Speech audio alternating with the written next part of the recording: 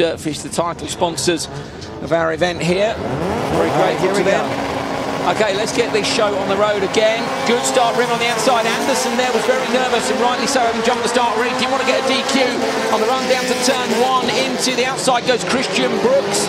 So Brooks goes outside, and Scott Anderson takes one of those two show laps immediately, Bucky. Keats in the 53 car is the first driver to head up over the jump. There's the hop. It's actually very narrow down here. If the camera gets a bit wider, you'll see just how close the wall is. But those two guys are back joking. Anderson really needed to joke on the first lap because he's got to do two jokers anyway, so he's kind of out of it from a tactical point of view. Right. And the background, one car down. Yeah, looks like somebody stopped. So, okay, Anderson, you can see top right, only half the red bar has gone, and that's because he's got that penalty joker to do. Keats in the 53 goes joker on lap 2, so Keats has gone joker lap 2. Look to the inside, and you'll see James Rimmer in the 25 car. That's a retired car we're looking at there, but we're looking out the window at the joker lap merge here. Didn't see where the position change was.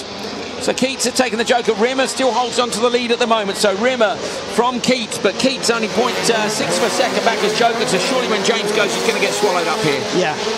I'm not sure what's faster, joker on the first lap or not. I really think it depends on where you're pinched to take. Well, we were talking about the grid position actually just before they went off, and again, that can have a massive bearing on whether or not you can even get to the joker. Because if you're not out wide on the grid, then you kind of don't get the choice, mate. No, you don't. You kind of get forced into a situation sometimes. 5 cars in this one, but one retired. It is Travis Picoy, sorry, is the driver who stopped. Rimmer continues to lead and has actually gapped Keats by 0.4 of a second on that last lap. So Rimmer a second up on Keats now. Christian Brooks, who was joking, and Picoy, I wonder if that's costing them time. Is he just, just taking away slightly? He's taking a little bit away from the exit, but I think these guys are squeaking by with no problem. Okay, well, we'll compare their time, of course, to the pace setter from the first race. So the pace setter, Fraser McConnell, remember the target time is 2:33.2. That's what all these guys are aiming for, because qualifying is about race time, as we see Rimmer come around the joker lap and slot into third. So Rimmer actually didn't get found. There's a mistake there. It's a mistake. There we go. Keats has made a mistake on the exit of the jump, side by side on the way down to the hairpin. Keats on the brakes. He pushed it too hard. So too late on the brakes? Yeah, just pushed it too hard. Into the side. So Picoy's car been picked up by Keats. Keats made a mistake on the brakes. You get off the groove, you're going to slide like that. Oh, straight into the side. So Picoy, who'd already retired, has now been hammered into by Keats, who made a mistake on the brakes. That handed the lead to Brooks. And it is Christian Brooks who takes the win from James Rimmer. Bit of excitement on that last lap, but Brooks, look, 2:33.2 is 2 seconds slower. Sorry, 2:35.5 for Brooks. So it's McConnell who takes Q1 for ARX2. Oh dear. Not what you need. Yeah, you need to get. I think that car should have been kind of backed out of the way a little bit more, but I don't know why it wasn't moved. I guess if he's broken down, and unless he's on the racing line, directly on the racing line, they're not going to red flag it, and so. Race carried on. Unfortunately, those guys. One of the big things here, there isn't much time between the qualifying sessions. So here's a replay of that incident. Yeah, that's what happened. Yeah, he just got round wide. Rimmer took his line, didn't he? And he was entitled to. It was after Keats had locked it up on the brakes. He then got swallowed up by both those guys. He tried on the to go outside. Inside on the dirty line, and then he went outside on the dirty line and got into what is it? Travis there. Yeah, Travis at the side of the road.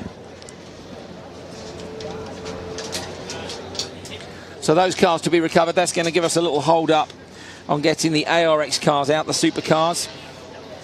Those guys are going to be sitting down on the pre-grid, sweating. Christian Brooks takes this one with a 2:35.5 from Rimmer and Anderson. It was Keats who was leading until he made a mistake on the last lap. And here's where they slot in, look to the times overall. So if you're new to this, it's about race times. So these guys race in different heats. We can have 30 of these cars if we want. They all race in different heat races, and that then gives us the spread of the grid, the qualifying times, which determines where they go through to the semi-finals. We have a straight line start for the heats. Once you get to the semis, we have a staggered grid system. So it really is an advantage to be at the top of that table. And after Q1, it's Fraser McConnell who holds that position. So this was the start. Anderson was nervous on the restart, wasn't he? Yes, he was. He got gun shy. So just because of the jump start, then were you then too nervous to go for it? Yeah, he's probably thrown off a little bit. This is Brooks. Of course, went on to do well later in the race. I'm kind of hoping we can see that moment where Keats outbraked himself at the end of the gravel section. There's the joker lap merge. Missed it there. Yeah, so it was late, wasn't it? And What do you think? I mean, it's Keats' job to back out of that, isn't it? Really, you can't say Rimmer's pushed him out there, can you? No, it was all good. It was just the car was there, and he had nowhere to go. I think they would have been good racing right there on the exit. Yeah, you could have been close. And you said as well, you think there's a passing manoeuvre maybe at the end of that long tarmac straight. I think if you can do exactly what happened there with Keaton, get something happened, you know, you can make something really magical happen at the end of the straight. Well, Dom Fugere is down in the holding area with Christian Brooks, our winner from race 2 of ARX2.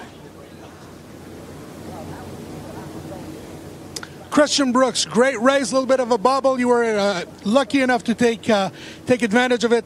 Walk us through your race. Well, yeah, we got a decent start. Went Joker first lap just because I didn't want to get held up in any traffic. Cole ended up being really fast, and we just pushed really hard to catch him at the end of the race.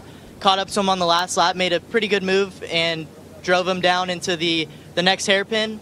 We were side by side, and I honestly don't know what happened from there. I just got the corner, and yeah, it was really good. Shout out to all the guys at Dry Reinbold Racing. They gave me a really good car, and hopefully we can have it good for the next race.